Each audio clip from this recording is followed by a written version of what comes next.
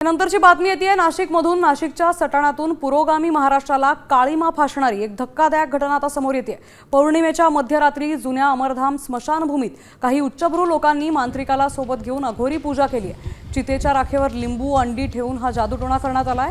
तर पूजा उरकून संशयित फरार झालेत आणि या विकृती विरोधात आता परिसरात तीव्र संताप उसळलाय।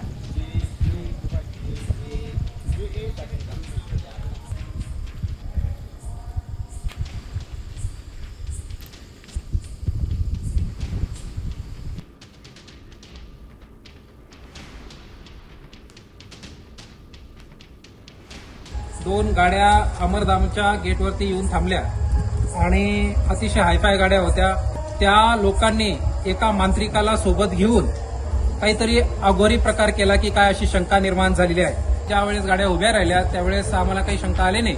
नंतर ज्यावेळेस ते अमरधाममधून बाहेर आले नंतर बघितलं तर या ठिकाणी ते नारळ, लिंबू आणि इतर साहित्य जे आहे कवड्या वगैरे ते ठेवलेलं आढळलं।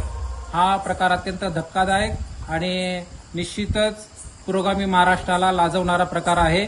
या घटनेचा आम्ही तीव्र शब्दात निषेध करीत आहोत।